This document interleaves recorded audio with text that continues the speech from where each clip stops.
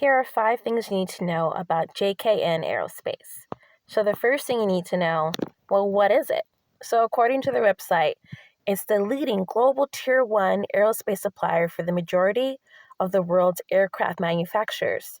So basically this means that 90% of passenger airplanes, they make the parts for it. So if you're flying in a plane anywhere, they most likely have made about most of those parts, is what it means. But not only that, they also make parts for military defense, which I'll get into in a bit, and also for aerospace aircraft, which personally I think is kind of cool. But, I'm really more stuck on the military defense as a red flag. So the second thing you need to know about GKN Aerospace. So how long have they been in Garden Grove is a really good question. And a lot of people are really outraged with the Garden Grove City, council, city officials for allowing them to operate in Garden Grove. And, there's snarky people online commenting, well, this place has been here since 1966. They built around it and da-da-da. But, the truth is that facility, yes, has been there since 1966. But GKN Aerospace has only been operating there since 2004. So from my point of view, of the limited information I'm seeing, the Garden Grove officials have let them operate there since 2004. So, according to, that was the OC register that said they've been there since 2004. And basically, I want to say for the second point, regardless if they were there first or whatever, or how long, 66 or 04, we still want them out. So Garden Grove residents and alike still want them gone nonetheless. So here's the third thing you need to know about GKN Aerospace. History of violations. So according to the OC Register, GKN had a $1 million settlement for environmental violations in 2021. $1 million.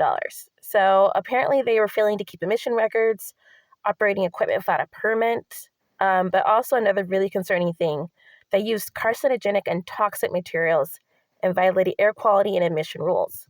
So again, this doesn't sound like a place we want in Garden Grove, does it?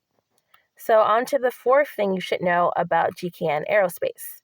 The lawsuit. Yep, there's a lawsuit. I was online, I called it before it came out, but of course there was going to be a lawsuit.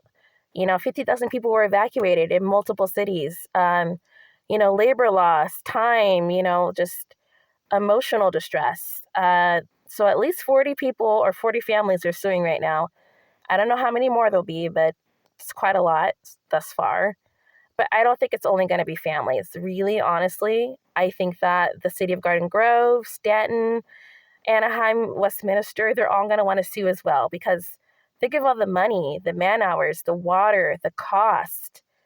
This crisis cost a lot, especially for Garden Grove. So yeah, I think the cities are going to want to be reimbursed. Absolutely.